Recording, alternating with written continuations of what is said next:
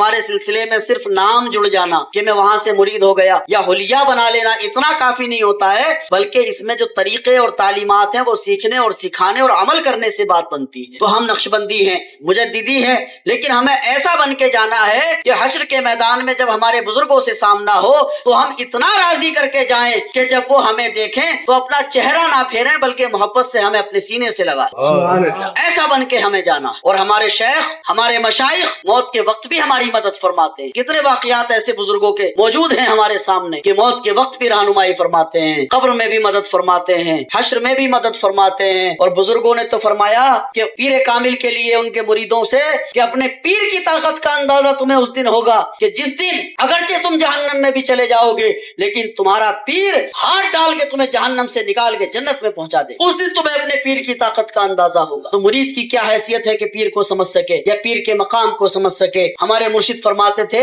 کہ جہاں مرید کی عقل، مرید کی سوچ، مرید کی سمجھ ختم ہو جاتی ہے وہاں سے پیر کی سوچ اور اس کی عقل سمجھ شروع ہوتی، وہاں سے اس کی شروع۔ اور بزرگوں نے فرمایا کہ مرید کا مقام جہاں ختم ہو جاتا ہے وہاں سے پیر کا مقام شروع ہوتا۔ تو ہمیں اپنے بزرگوں کے دامن سے کس طرح وابستہ رہنا کہ مجددی بنے ہیں تو وہ فیض، وہ برکتیں، ان بارگاہوں سے توجہ ہمیں ملنی چاہیے ہمارے بزرگوں سے۔ اور سرکار مجدد صاحب سے یہ سلسلہ آگے بڑھا ہوتا ہوا ہمارے مرشد گرامی تک پہنچا۔ اللہ تبارک و تعالیٰ نے آپ کے پیر صاحب کو، دادا پیر صاحب کو، ہمارے پیر صاحب کو، مولانا عتیق صاحب کے پیر صاحب کو خالی نہیں رکھا ہے بلکہ اتنے ایسے مقامات سے نوازا ہے کہ آپ لوگوں کو تو بتانے کی ضرورت بھی نہیں ہے، سب اپنی آنکھوں سے دیکھا ہے۔ کتنے لوگ یہاں پر ہیں جو اس بات کی گواہی دے سکتے ہیں کہ میں نے یہ دیکھا، میں نے یہ دیکھا۔ آپ نے 10 دن تک بھی دیکھا، 8 دن تک بھی دیکھا، 15 دن تک بھی دیکھا، 5 دن تک بھی دیکھا، جتنے دن کا جب قیام ہوا دیکھا۔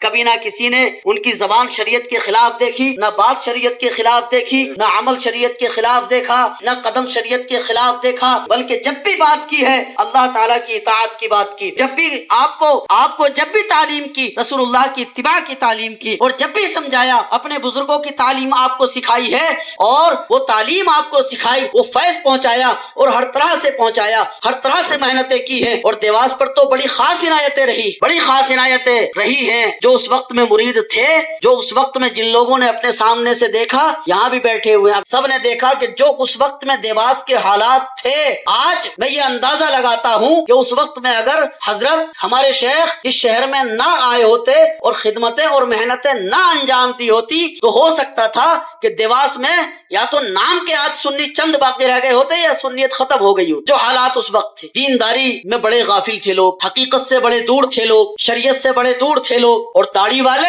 دیواس میں تو ڈھونڈ کے کوئی ملتا تھا، ڈھونڈ کے۔ مولانا عتیق صاحب اس ٹائم امام تھے اور آج بھی ہیں، آپ کے سامنے ہیں، علم کے دریا بہا رہے ہیں، آپ ان سے فائدہ اٹھا رہے ہیں اور انشاءاللہ اٹھاتے رہیں گے۔ یہ اس وقت بھی امام صاحب تھے، اسی مسجد میں آج بھی ہیں۔ اسی مسجد کی کنڈیشن یہ تھی کہ اذان پڑھنے والے بھی ایسے ہوتے تھے کہ جن کے داڑھی نہیں ہوتی تھی، اور تکبیر کہنے والے بھی ایسے ہوتے تھے۔ کتنی بار تو مولانا عتیق صاحب کو خود تکبیر کہنی پڑتی تھی۔ یہ سامنے بیٹھے ہیں، آپ پوچھ سکتے ہیں، اور یہاں پر کتنے لوگ بیٹھے ہیں، منور بھائی بیٹھے ہیں، آپ کی داڑھی کس نے رکھوائی تھی؟ میرے صاحب نے رکھوائی۔ روشن بھائی آپ کی داڑھی کس نے رکھوائی تھی؟ حضرت جی نے رکھوائی تھی۔ امین صاحب بیٹھے ہیں، مجیب صاحب بیٹھے ہیں، اور کتنے لوگ ہیں اس کے علاوہ اور بھی کتنے جو یہاں موجود نہیں۔ ان لوگوں کو سکھایا کہ سنیت کیا ہے، شریعت کیا ہے، دین کیا ہے، صحیح کیا ہے، غلط کیا ہے، کیا ہوتا ہے عمل، سنتیں کیا ہیں، بزرگوں کی بارگاہیں کیا ہیں، صحیح فیض کا کیا مقصد ہے۔ اس شہر میں صحیح معنی میں اگر یہاں کے سنیوں کو یہ فیض ملا ہے تو ہمارے مرشد کی بارگاہ سے حاصل ہوا۔ بعد میں چاہے کتنے بھی بزرگ تشریف لے آئیں یا کتنے بھی علماء یہاں آ کے کام کرنے لگے، لیکن اس وقت یہ شہر بالکل خالی تھا۔ 2002 میں جب بہت بڑا جلسہ ہوا تھا قصابان مسجد کے سامنے، وہاں پر، اور اس میں کافی علماء بھی تھے، مجمع بھی خوب تھا، بہت سے لوگ آپ میں سے ہوں گے جو اس میں موجود تھے۔ اس جلسے میں امین بھائی بھی موجود ہیں یہاں پر، اس جلسے کے گواہ یہ بھی ہیں، بڑی زور زور سے نعرہ لگا رہے تھے، مجھے یاد ہے میری تقریر پہ 14 سال کی عمر تھی میری اس وقت، 2 راتوں کا وہ جلسہ تھا۔ اس جلسے کے ہونے کے بعد جو سنیت کی یہاں روشنی پیدا ہوئی تھی وہ ایک الگ ہی تھی، اور اس کا اثر آج تک موجود ہے۔ آپ بھی ہیں، ہم بھی ہیں، یہ سلسلہ ان تک پہنچا ہے۔ کیسے کیسے کمالات، کیسے کیسے واقعات آپ نے اپنی آنکھوں سے ان کے خود دیکھے ہیں۔ آپ کو اتنا کیا بتانے کی ضرورت، سب تو آپ نے دیکھا ہے، بہت کچھ دیکھا ہے۔ اور بہت پرانی ایک تحریر جو کبھی یعنی سادگی بھی دیکھو اور نام و شان سے دوری کا بھی اندازہ لگاؤ کہ مجھے بھی یہ پتا نہیں تھا کہ کوئی ایسی تحریر بھی رکھی ہوئی ہے، مجھے بھی علم نہیں تھا، مجھے بھی پتا نہیں تھا۔ وصال کو بھی 1.5 سال گزر گیا، اور ایک پرانی ایک صندوق تھی، چھوٹا سا بکس رکھا ہوا تھا، چھوٹا صندوق، اس میں میں دیکھنے لگا کہ اس میں آخر کوئی پرانا کاغذ تو نہیں ہے، کیا ہے اس میں، اور وہ پڑھا पड़ा हुआ भी स्टोर में था। एक दिन मैंने उसे उठाया, मैं देखने लगा तो उसमें से कई तहरीर निकली, कई तहरीर, एक जामिया नईमिया की भी थी और एक दरगाह आला हजरत बरेली शरीफ की भी थी, और उसमें बहुत से उलमा के दस्तखत मौजूद हैं उस पर। और वो तहरीर तकरीबन सन 1997 या 98 की है, मुझे साल तो इस टाइम पूरा याद नहीं आ रहा है, लेकिन काफी पुरानी तहरीर है। और उस तहरीर में उस वक्त लिखा गया था और मोहर बरेली शरीफ मरकज अहले सुन्नत की दरगाह आला हजरत की उस पर लगी हुई है कि हजरत सूफी अख्तर हुसैन नक्शबंदी उस वक्त में वो तहरीर बरेली शरीफ से जारी हुई थी। उस वक्त में बहुत से उलमा के उस पर दस्तखत है कि सूफी अख्तर हुसैन नक्शबंदी अपने वक्त के कुतुब भी है और गौस भी है। सुभान अल्लाह, सुभान अल्लाह, सुभान। और जिंदगी में कोई ऐसा गवाह नहीं है कि जो ये कह सके कि कभी हजरत ने हमारे सामने उस तहरीर का जिक्र भी किया। यानी मुझे मालूम नहीं था कि एक ऐसी तहरीर भी रखी हुई है। अब इससे आप अंदाजा लगा लीजिए कितना छुपाया। और आज जो हम कहते हैं कि कुतुब, गौस, ख्वाजा, इसकी वजह ज्यादातर ऐसा होता है कि पीर साहब को मुरीद खिताब देते हैं, पीर साहब को मुरीद खिताब देते हैं, लेकिन असल खिताब वो है कि जो पीर मुरीद को अता करे। हाँ, बेशक। क्योंकि पीर अपने मुरीद की हर हालत से वाकिफ होता है, उसके हर हाल की पीर को खबर होती है। पीर अपने मुरीद की हर कैफियत को जानता है, पीर मुरीद के जाहिर को भी जानता है, बातिन को भी जानता है, पीर मुरीद की दुनिया को भी जानता है और मुरीद की आखिरत को भी जानता है, पीर मुरीद के जमीन के ऊपर रहने के हाल को भी जानता है और जमीन के अंदर जाने के बाद के हाल को भी जानता है। अगर वाकई में पीर पीर कामिल है तो वो पीर मुरीद की हर कैफियत को समझता है। और हमारे मुर्शिद का मकाम या उनका रुतबा हमारी तो खैर समझ से बाहर है कि कितनी रिफत है, कितनी बुलंदी है, हम नहीं समझ सकते। मुरीद कभी नहीं समझ सकता कि उसके पीर का मकाम कितना बुलंद बाला है। लेकिन कुछ मकाम जो हम पर जाहिर किए खुद हमारे पीर के ही पीर ने जाहिर किए, पीर के ही पीर ने, मुर्शिद के ही मुर्शिद ने जाहिर किए। कि जब खानकाह में ही एक प्रोग्राम के मौके पर उलमाए किराम जमा थे और इमाम मंतिको फलसफा अल्लामा मोहम्मद हाशिम साहब क़िबला रहमतुल्लाह तआला अलैह भी मौजूद थे और हमारे दादा मुर्शिद ख्वाजा जमशेद हुसैन साहब भी वहाँ तशरीफ फरमा थे। मजमा था, उलमा थे, हमारे मुर्शिद भी थे, दादा मुर्शिद भी थे। उस वक्त में सबके सामने, कोई ढकी छुपी बात नहीं है, सबके सामने हमारे दादा मुर्शिद ने अल्लामा हाशिम साहब से कहा ऐलान करने को। अल्लामा हाशिम साहब ने अपने बयान में सबकी मौजूदगी में सबके सामने ऐलान किया और कहा कि ये ऐलान मैं कर रहा हूँ लेकिन अल्फाज ख्वाजा जमशेद हुसैन साहब के हैं। और फिर अल्लामा साहब ने अपने अंदाज में उन अल्फाज को दोहराया और कहा कि हजरत ने फरमाया है कि मेरे मुरीद अख्तर मियाँ, बड़े सरकार हजरत जी को अख्तर मियाँ कहते थे, कि मेरे मुरीद अख्तर मियाँ अपने वक्त के कुतुब भी हैं, गौस भी हैं और ख्वाजा भी है। ये हमारे दादा मुर्शिद ने फरमाया। पीर ने बताया कि मेरे मुरीद का मकाम ये है। तो इससे बड़ी मुस्तनद बात और क्या हो सकती है? मुरीद तो इश्कियत में कुछ भी कह देता है, मुरीद का क्या है? मुरीद तो इश्कियत में कुछ भी कह सकता है अपने पीर को, लेकिन उलमा के बीच में, और उलमा भी अल्लामा हाशिम जैसा आलिम जहाँ मौजूद हो, और फिर मजमे में ये बात पूरी जिम्मेदारी के साथ कही गई कि मेरे मुरीद अख्तर हुसैन अपने वक्त के कुतुब भी है, गौस भी है, ख्वाजा भी है। बेशक, बेशक। और ये तो देखो कि बात तो जब है ना कि गैर भी हक की गवाही दे दे, गैर भी हक की गवाही दे दे। यही की बात है आपके देवास की, मेरे खुद की मौजूदगी की बात है कि आप आए हुए थे, मैं भी साथ में था। जनाब डॉक्टर अब्दुल वाजिद साहब के घर पर कयाम था, वहाँ आया एक वहाबी जो वलियों को मानते ही नहीं, उनके पास जाने को जो शिर्क व बिदअत के फतवे लगाते हैं। और वहाबी भी इतना कट्टर वाला भोपाल का वहाबी था कि उसका बाप, उसका दादा, उसका नाना वहाबियों के बड़े मुल्लाओं में गिने जाते हैं। कितना कट्टर वाला होगा। वो मेरे सामने आया और उस वक्त हजरत सोए हुए थे, लेटे थे। पहली बार उसने देखा और देख लिया उसने कि हजरत आराम कर रहे हैं। आ गया वो अंदर, देख भी लिया उसने, और वो देख के फिर वो चला गया। बाहर निकला तो मालूम है क्या कहा उसने? बाहर आने के बाद कहा कि आज जिंदगी में सामने से किसी कुतुब को पहली बार देखा है। अब्दुल वाजिद साहब से पूछ सकते हैं। अल्लाहु अकबर, या रसूल अल्लाह, जिंदाबाद, जिंदाबाद। हक ये होता है कि जो सर चढ़ के बोलता है, ये गैर भी उसकी गवाही देने पर मजबूर हो जाता है। तो ऐसे मुर्शिद हमें मिले, उनका ये सिलसिला हमें मिला,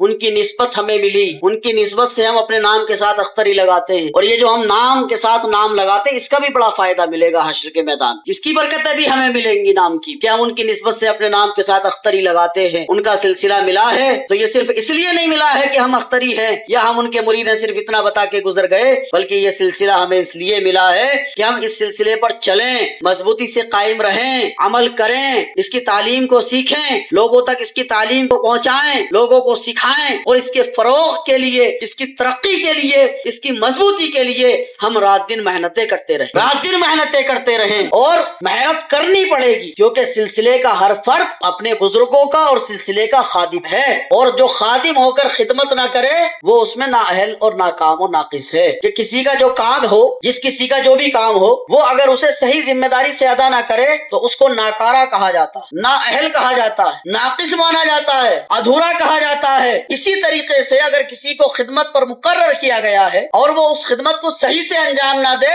تو وہ اپنے کام میں ناکارہ ہے، وہ نااہل ہے، وہ ناقص ہے۔ ہم اور آپ سلسلے کے اور سلسلے کے بزرگوں کے خادم ہیں، تو اس سلسلے کی خدمت کرنا ہماری اور آپ کی ذمہ داری ہے، ہمارا یہ فریضہ ہے کہ ہم اس کی ترقی کے لیے، اس کے فروغ کے لیے، اس کی مضبوطی کے لیے ہر وقت اس کی خدمت میں کوشاں رہیں۔ یہ نہیں کہا گیا کہ کمانا کھانا چھوڑ دو، یہ نہیں کہا گیا کہ ہر وقت جو ہے مسجد میں بیٹھے رہو، بلکہ جتنی کوشش کر سکتے ہو اتنی کرو، اس کی خدمت انجام دو، اس کی ترقی کے لیے کام کرو، اپنے سلسلے پر، اپنے بزرگوں کی عظمت پر پہرا دو، اپنے بزرگوں کے نوکر بن کے کام کرو۔ آج اس سلسلے کی خدمت کرنا یعنی دین کی خدمت کرنا ہے۔ آج جب اس طرح سے سلسلے کی اور دین کی آج خدمت کرو گے، تھوڑی بھی خدمت کرو گے تو آخرت میں اس کا اجر بہت زیادہ پاؤ گے۔ جب کوئی مزدور مزدوری کرتا ہے تو اس کی اجرت بھی تو ملتی ہے، آج محنت کرو گے تو کل کو اس کی اجرت بھی پاؤ گے، اس کا بدلہ بھی پاؤ گے۔ اور یہ دین کی خدمت، سلسلے کی خدمت یعنی دین کی ہی خدمت ہے کہ لوگوں کو اچھائی کی طرف لانا، لوگوں کو بزرگوں سے جوڑنا، لوگوں کو بزرگوں کی بارگاہ میں لے کے آنا، بدعقیدگی سے بچا کے لانا، لوگوں کو اللہ کی اطاعت کی دعوت دینا، لوگوں کو اتباع رسول کی طرف لانا، بزرگوں کی پیروی کی طرف لے کے آنا، یہ دین کی ہی تو خدمت ہے، اہل دین کی ہی تو خدمت ہے۔ اور جب حشر میں دیکھو گے تو وہاں یہ سوچا جائے گا کہ کاش اور کر لیتا، کاش اور کر لیتا، کیونکہ دین پر پہرا دینا اسی میں سب سے بڑا اجر ہے۔ رسول پاک صلی اللہ تعالی علیہ وسلم کی بارگاہ میں ایک جنازہ آیا کہ حضور نماز جنازہ ادا کروا دیں۔ آقا کریم صلی اللہ تعالی علیہ وسلم تشریف لائے، پیچھے سے آواز آئی کہ حضور یا رسول اللہ، اس کی نیکی کا کوئی گواہ نہیں ہے۔ تھا مسلمان، مومن تھا، نیکیوں سے خالی، لیکن معاملہ تو صحابی کا ہے نا، صحابی تو صحابی ہے۔ لیکن اسی واقعے میں ہمارے لیے سبق بھی ہے کہ کلمہ پڑھ لیا، صاحب ایمان تھے، لیکن کوئی گواہ نہیں کہ کبھی نماز پڑھی، کوئی گواہ نہیں کہ کبھی روزہ رکھا، کوئی گواہ نہیں کہ کوئی نیک کام کیا۔ رسول پاک صلی اللہ تعالی علیہ وسلم کی بارگاہ میں عریضہ رکھا گیا کہ حضور اس شخص کی نیکی کا کوئی گواہی نہیں ہے۔ آقا کریم نے اپنا رخ انور مجمع کی طرف کیا اور پوچھا لوگوں سے کہ کیا کبھی کسی نے اس کو دین کے لیے کچھ کام کرتے ہوئے دیکھا، دین کے لیے پہرا دیتے ہوئے دیکھا؟ اب حضور تو جانتے تھے نا کہ جواب کس طرح کا آئے گا، سوال اس طرح کا فرمایا۔ ایک صاحب پیچھے سے بولے، انہوں نے کہا یا رسول اللہ، میں نے ایک بار اس شخص کو دین کے لیے پہرا دیتے ہوئے دیکھا ہے کہ ہم ایک جنگ میں تھے، رات کا وقت تھا، سب تھکے ہوئے تھے اور جگہ ایسی تھی کہ خطرہ تھا کہ کسی بھی وقت حملہ ہو سکتا ہے رات میں۔ اب سب تھکے ہوئے تھے کہ جسم کام نہیں کر رہے تھے، سب کو آرام بھی کرنا تھا کہ صبح کو پھر میدان میں اترنا ہے۔ اس وقت میں یہ شخص آیا اور اس نے کہا کہ تم سب سو جاؤ، صبح کے لیے تیاری کرو اور تم سوتے رہو، میں پوری رات دین کے لیے پہرا دیتا رہوں۔ سبحان اللہ، سبحان اللہ۔ اس طرح اس شخص نے دین اور اہل دین کے لیے رات کو دین پر پہرا دیا۔ آقا کریم صلی اللہ تعالی علیہ وسلم نے وہاں سبق دے دیا کہ کلمہ پڑھا، مسلمان تھا، دین پر پہرا دیا۔